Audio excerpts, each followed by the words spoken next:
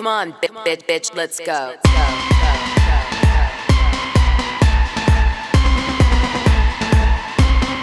Come on, get ready, bitches. You haven't seen nothing yet. Come on. Valentino, Versace, Lamborghini, Bugatti. I got money to burn. I'm single and I'm naughty. Come on. Tiffany's, Cartier, Gucci, Armani. Come on. Break out your black card, boys. It's time to party. Hi, you guys. I hope you had a great Thanksgiving. As you saw from me being at Peggy's kick-ass mansion with her movie room, wax figures, multiple wine dispensers, Ferrari collection. I mean, talk about a adult summer camp. It was like epic. I told her next time I come and visit her, I'm just going to show up at like 9 a.m. and she can take me on activity after activity at her really amazing new home. It's so fun there. Her daughters are amazing. John loved the girls. They had so much fun. They're super bright, and John obviously is really smart too, so they really hit it off. So it was such a fun night. Micah was really entertaining as always. Peggy's husband, I love him. He's such a character. Anyway, so we had great time, and as you guys saw, I got really drunk on their wine dispenser machine with French wine. And then I dropped all that crazy tea that was sent to me over, Thanksgiving Eve, we'll call it. And it was shocking stuff. Anyway, I hope you loved that live. I didn't release an audio version. I kept it raw. I kept it uncut yesterday because I wanted you guys to kind of see it exactly as it went down. And I think everybody really appreciated that. It's fun to mix it up, especially during a holiday, and keep things kind of fun. And hopefully Peggy will do another one with me at our next party we get together. If you haven't gotten in the Patreon and seen that live from yesterday, do it. There is no audio only version though, because I couldn't do it justice. I mean, it's just a video because it has to be. Okay, so that said, let's continue on today's show. I wanted to tell you that I am going to bring Freddie, Reality Diamond Freddie, on the show for a segment to talk about his experience at the Miami FanFest. He, as you guys know, did a live with me where we talked about him going. He was already in Miami and he was staying at the same hotel Mauricio and PK were at. And then we departed ways and he went off and did the BravoFanFest and I went and did other things. And so I wanted to loop back with him and see if anything happened, right, while he was there. Did he notice anything? He's a really good observer. So that'll be coming up on today's show. I also want to play you a few sound clips from Crystal's new podcast that she has with Cynthia Bailey. I think it's called Humble Brag. Yeah, Humble Brag, because they brag and they're also humble, I guess is the idea. And it's kind of showing the contradiction of a lot of people who end up on reality shows where they live their real life, their authentic life in a humble way, but on the TV show, they have to kind of show off like, did you know 25,000? And maybe that isn't the way they normally would operate. So there's some behind the scenes reality TV in it. Some stuff you'll have heard already, but there is some new stuff. I'm going to show you some things that I really liked about their first episode because they spilled a lot of their emotions and casting experiences with being on the show.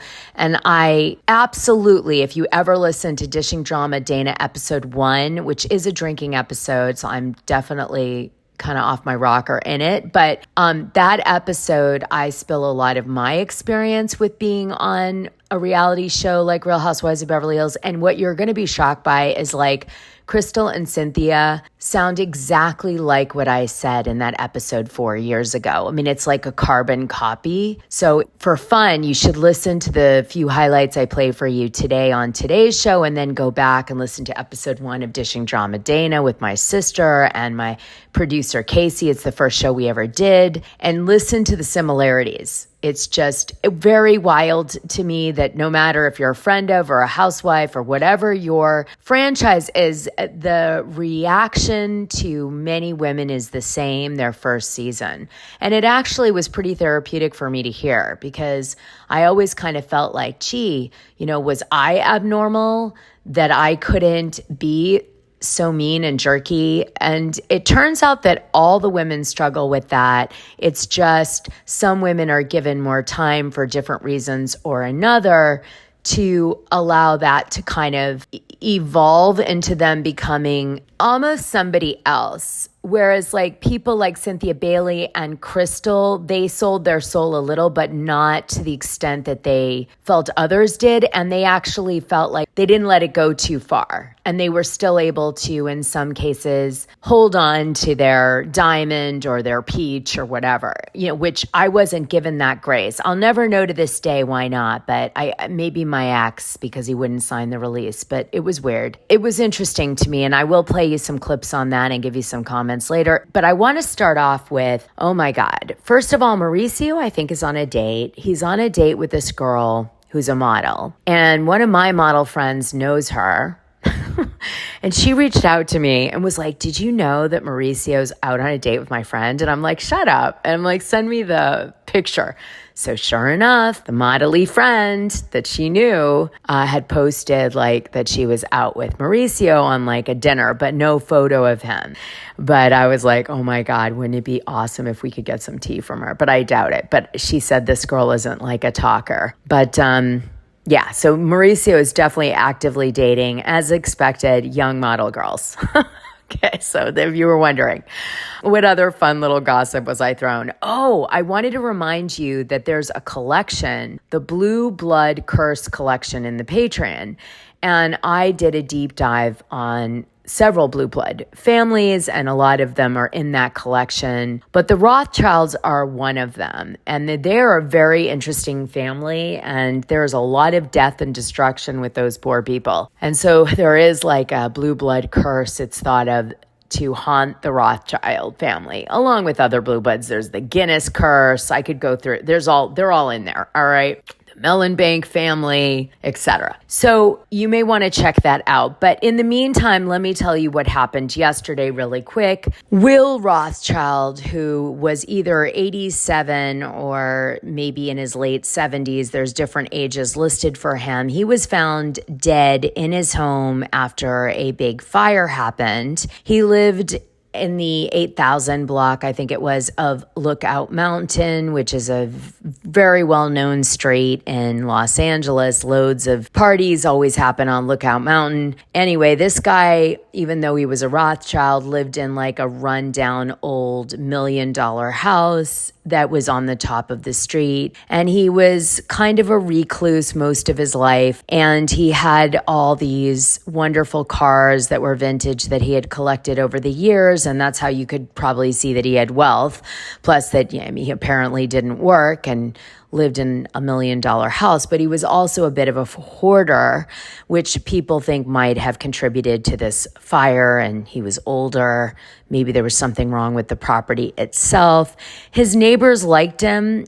That lived right next door. They thought he was really kind. He seemed to always respond to their text messages or requests, as neighbors do. He didn't know neighbors that were down the street that were more hoity-toity. Those people said they never saw him. But, as you get older, it's hard, right? Especially on Lookout Mountain. It's a steep street. It's not like you're going to be an elderly guy that age walking down the street. So anyway, what I want to do first is play you this. Mark, firefighters had a difficult time accessing this home because it's set so far back off the road, and it's at the top of a very steep hill with a very thin stairwell leading up there. Once they did access the home, they made the tragic discovery inside, and it turns out the man who lived there might have been a billionaire. Hollywood Hills neighbors did everything they could to put out this raging fire that broke out in a home on Lookout Mountain Avenue. I was going up the stairs, and right as I approached the top of the stairs, the flames burst out of the house. Firefighters knocked down the flames in about 20 minutes, but found the home's elderly occupant dead inside. Neighbors identifying him as Will Rothschild of the Rothschild family. We're getting a new roof put on tomorrow, and so I told my wife to email him to make sure it's okay that we use part of his driveway. And he never responded, and I said, well, that's so unlike him. Rothschild is described by neighbors as an eccentric millionaire or even billionaire with multiple properties and dozens of some of the most expensive cars on earth. But on a street lined with multi-million-dollar homes and mansions occupied by celebrities and the powerful, Rothschild was said to have lived as a bit of a recluse in a small, old, rickety home in conditions described as that of a hoarder, something the fire department seemed to tactfully confirm tonight. Given the fire damage, it's kind of hard to determine how much of that was prior to the fire and how much of it is the building itself that has been demolished by the fire. And while some neighbors had never even seen him and assumed the house was vacant, those that did know him are saddened by the loss. It is very sad. He was a good guy, good neighbor. This is very tough for those that knew him. Arson investigators were on scene, but the fire department tells me that is typical for any fire in which someone loses their life. Once they cleared their investigation, the coroner came to remove the body. We are now awaiting a cause of death to see whether he had passed before the fire or he perished within the fire. Now we await to see what kind of treasures may have been inside of this. We've already gotten a peek at some of the cars on the property. There are high-end vintage cars, including one that a neighbor says once belonged to Michael Jordan. Oh my God. How sad that that's what they're talking about, is what this guy's luxury items were and what celebrities owned them before he did, right? Oh God, let that never happen to me. Another reason to be a recluse right there. So this seems to perpetuate the Rothschild curse, this horrific, tragic death. Well, there also came to light recently that a missing Vogue model that used to be married to a Rothschild that died 40 years ago, her case just got converted from like a missing person cold case to a homicide. And that happened just a few weeks ago, which sort of adds to the Rothschild curse perpetuating. Because, of course, so many Rothschilds find a very mysterious, odd, horrific end, which is where the curse comes from. And you will see when you watch my Rothschild deep dive that centers around Nikki Hilton's husband, that this goes all the way back in their family, from car accidents to just swimming, drownings, all sorts of things. Anyway, what's interesting about the timing of Will Rothschild's death, okay, is that they had another sort of mysterious death in the family. It was this woman named Jenette Bishop May, and she was married to Evelyn de Rothschild, who was a financier. They end up getting a divorce. They're only married for a few years. I think it's 1966 to 1971. Then they get divorced and she marries Stephen May. And I think Stephen May is related to the May family, which is a big LA family. Actually, I used to know David May, who is the young son. The father started the May Corporation, which was like this department store that used to be a big deal before they went out of business. Well, there was like a grandson who was named after the patriarch of the family, who was David May. And so I knew the young David May, who was my age. And we ended up going to, I think it was Frank Wells' memorial service, and he was good friends with Clint Eastwood. So I met Clint Eastwood that day at Frank Wells' memorial service after he dies in a horrific helicopter crash. He was one of the chairmen of Disney, and it really was shocking to everyone. Anyway, David May took me to that funeral or memorial. We went together, the young one. I think that Stephen May is part of his family. It would make sense, but I don't know.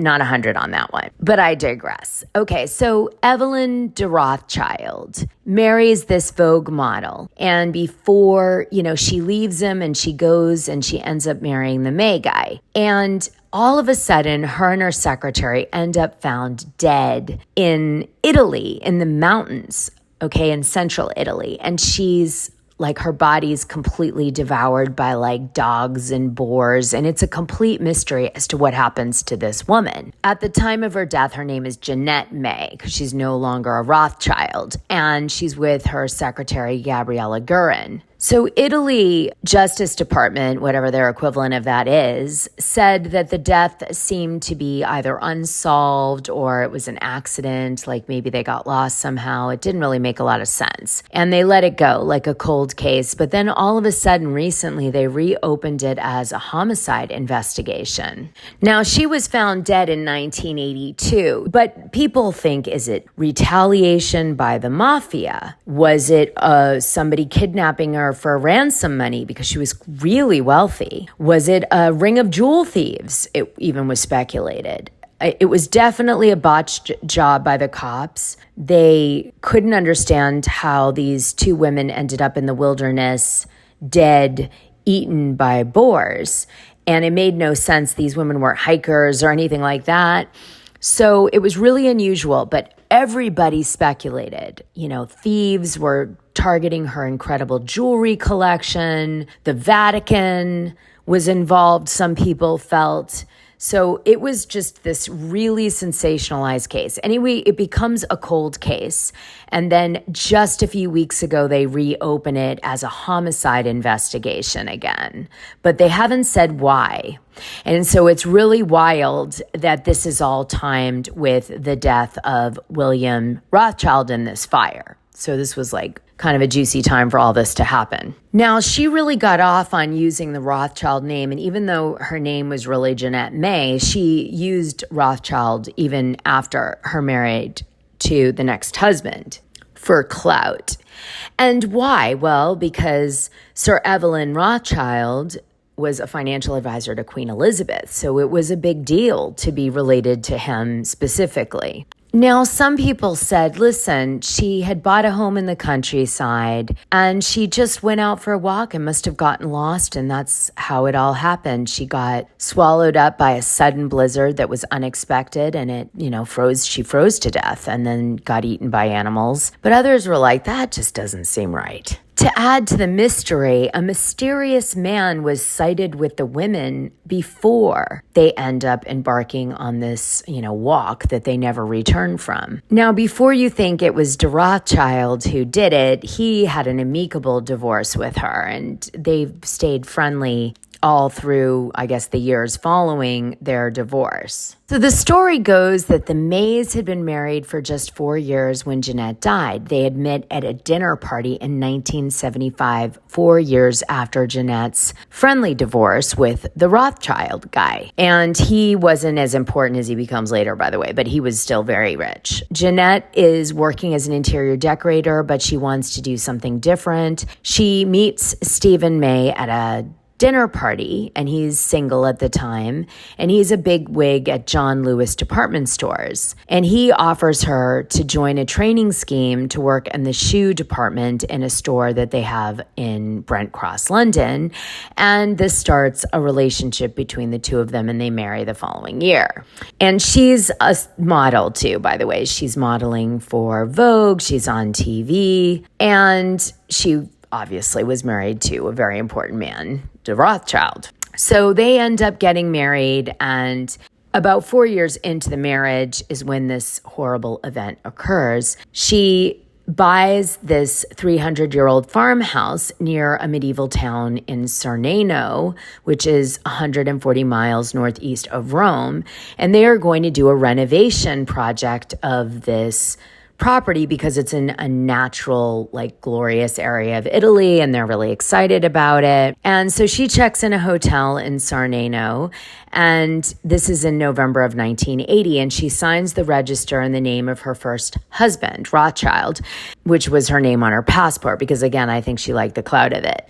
She is going to meet with a surveyor. His name is Narazirino Venanzi, and he's the last person to see her. He is the man that they believe was in the car. Now, who saw this guy in the car, you might be asking? Well, they have a drink at their hotel before they leave, and the person who serves the drink notices the man waiting in the car. So Miss Guerin was like an assistant housekeeper during the Rothschild time of Jenette. And she was with her, and she was acting as an interpreter, and she was still working for Jenette, even though, again, their marriage had long been over. And she also gets found dead. Now, the surveyor was with them, he said, but they went on this walk alone, he says. He said, look, I'm too busy to go for a walk right now, enjoy yourself, but I can't come with you. And so he says he just left. And when he didn't see them again at the hotel later, he was worried and he notified the police. Now, there was a massive snowstorm the night they died. It was the heaviest snowstorm the region had seen in 35 years, and there were drifts up to 10 feet deep. So it isn't impossible that these women just got surprised by a massive snowstorm and just were not equipped to know what to do. Now, the cops had originally thought that maybe the two women were having some sort of romantic connection, and that's why they were together alone, which screwed up the, real investigation. It slowed things down. Only in Italy would that happen. So they do search for weeks and weeks because obviously Stephen May is behind it, and I'm sure her ex-husband also funded it. Anyway, the helicopters that they sent out finally find a Peugeot poking through a drift, and the car is empty and locked. And there's a shepherd's summer cottage just down the road from where they find the car. And they force their way in, and there are signs that this shepherd's cottage is occupied. They said there was burnt wood in the fireplace and there were dirty plates. There was a tablecloth that had been tied to a railing, and a fire had been lit with deck chairs. So they thought maybe the women were trying to create an SOS fire and that they just tried to get shelter in this house so they wouldn't freeze to death. They then think that the women grew impatient, that no one was finding them, and they decided to set off on foot, not realizing how dangerous the storm was, and then perished to death. And then, of course, the animals ate a lot of the remnants of the body because it was in the wild, so it was very difficult to figure out what exactly happened. They also didn't find the bodies for a while. They thought as soon as the winter snow thawed, they would, of course, find the women, but they never did. There were some clues found with the bodies of the women. There was their purses. There was cash discovered. They had traveler's checks and wrist watches were still on them, and they both had stopped at the same time. But it was clear it wasn't a robbery. But where did these wild accusations come from? Well, because other members of the Rothschild family had been seized by gangs in Sardinia. And it took the Pope begging for their return plus a ransom payment to get them free. So it wasn't like unheard of that this was happening. Plus, in the late 70s, there had been loads of kidnappings to do with families in Italy, etc. So this was not abnormal. Now, if you don't know why they enrolled the Pope to help, then you don't know the story of the Vatican girl, which is also in the Patreon, and you got to go listen to that one. That's in the Vatican collection. So why would this be a murder, you might ask yourself at this point? Well, it's because, unbeknownst to everyone, this woman, Jenette, had a relationship with a man named Sergio Vaccari. And Sergio Vaccari was a Roman antique dealer. And he was killed just a month and a half before her in his apartment in Holland Park. And he had 15 stab wounds in his body. And it emerged that Jenette had a relationship with this man and that he had done some major theft at the auction house Christie's in Piazza Novana. And it was occurring the day after the two women were last seen. When they searched Jenette's possessions, they found out that there were these telegrams that seemed like they had secret codes on them, or they had some sort of communication related to this theft at Christie's that was occurring. And so somehow they thought maybe this woman got embroiled in some sort of scandal, or she was going to whistleblow a scandal or something, and this caused her to be targeted and killed on this holiday in this remote location. So interested in seeing what you think. Just sounds like this family has the worst luck in the world. You'll see as you start to investigate it. Turns out money can't buy you class, but it also can't buy you safety, apparently, in this family.